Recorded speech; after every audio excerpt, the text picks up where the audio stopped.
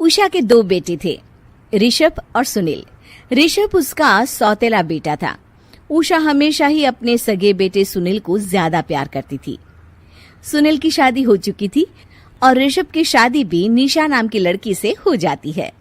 उषा सुनील की पत्नी कीर्ति को ज्यादा प्यार करती थी। एक दिन वो अपनी बहू कीर्ति के लिए साड़ी ले आती है। ये लो बहू, तुम्हारे लिए साड़ी लाई हूँ। कल पड़ोस की शादी में जाना है ना, तुम यही पहन कर चलना। तभी वहाँ ऋषभ आ जाता है। अरे माँ, तुम निशा के लिए साड़ी नहीं लाई? वो भी तो कल शादी में जाएगी ना? हाँ, वो भी जाएगी, पर उसके पास तो काफी साड़ी होंगी ना। अभी अभी तो शादी हुई है तुम दोनों की, तो उसी में से कोई पहन लेगी वो। ऋषभ ये सुनकर उदास हो जाता है। तब निशा कहती है, आप उदास क्यों होते हो जी? सही तो कह रही हैं मम्मी जी। मेरे पास तो बहुत साड़ियां हैं और सारी की सारी नई हैं। मैं उन्हीं में से कोई पहन लूंगी। वो बात नहीं है निशा। माँ मेरे साथ तो सौतेला व्यवहार करती ही थी, पर मुझे लगता था कि मेरी पत्नी के साथ वो ऐसा कभी नहीं करेंगी, पर आज उन्होंने तुम्हारे साथ भी वैसा ही व्यवहार किया। ऋषभ उदास होकर अपने कमरे में चला जाता है। ऋषभ को उदास देखकर निशा को अपनी सास पर बहुत गुस्सा आता है। एक दिन उषा सुनील को कुछ पैसे दे रही होती है। ले बेटा सुनील, ये कुछ पैसे रख ले और बहू को कहीं घुमा लिया। जी मम्मी जी। सुनील वहां से चला जाता है। मम्मी जी, आपने इन्हें तो कभी पैसे नहीं दिए।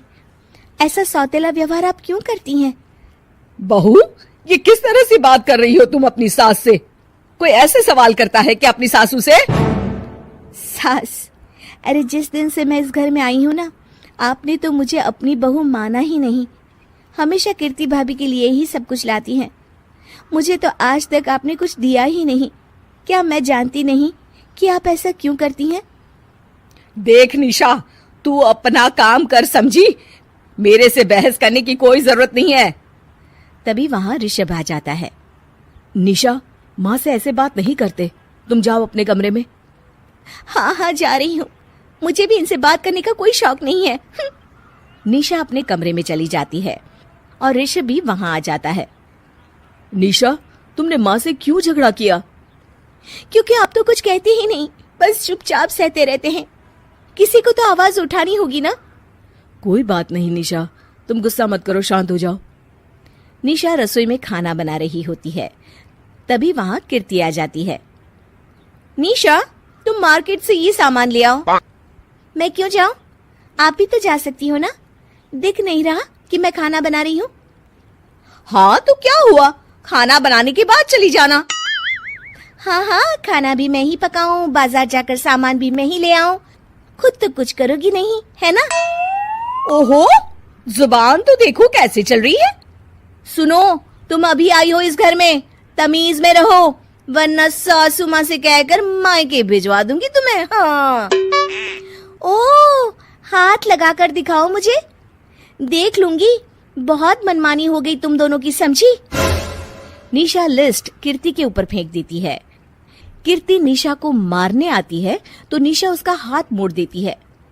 मर गई रे, छोड़ मेरा हाथ। आज के बाद मुझसे कोई बदतमीजी की तो अच्छा नहीं होगा। कीर्ति रोते हुए अपने कमरे में चली जाती है। उस निशा चुड़ैल ने मेरा हाथ मोड़ दिया। मुझे नहीं रहना इस घर में। अरे कैसी बेकार की बातें कर रही हो। अरे निकालना ही है तो ऋषभ और निशा को निकालेंगे। नहीं, मुझे अलग घर चाहिए। कान खोलकर सुन लीजिए, हम दोनों इस घर से जल्द जाएंगे। आप नए घर का इंतजाम कीजिए बस। मैं इन दोनों के साथ ज्यादा नहीं रह सकती। हाँ, वैसे मैं भी कुछ दिनों से सोच रहा था। अच्छा हुआ तुमने कह दिया, मैं माँ को भी बता देता हूँ।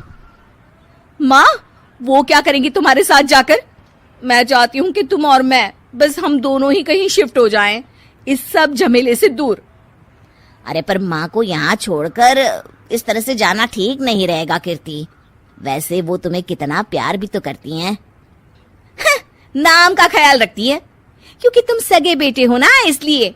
तुम अगर सौतेले होते तो मेरे साथ भी ऐसे ही सलूक करती जैसे अभी तुम्हारे सौतेले भाई और उसकी पत्नी से करती है। अरे पर फिर भी कुछ भी नहीं।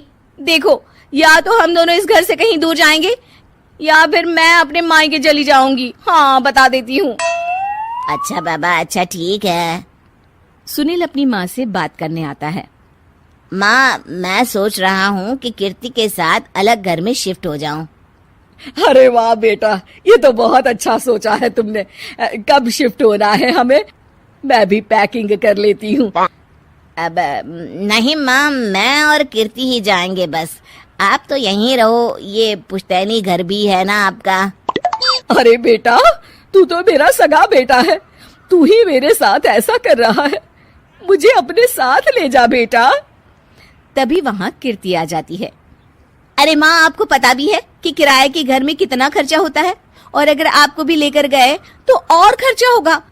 आप तो बस यहीं रहो इसी घर में। कोई बात नहीं सुनील, तुम लोग चले जाओ, माँ यहीं रहेंगी हमारे साथ, हम माँ का ख्याल रखेंगे, तुम लोग अपनी गृहस्थी संभालो।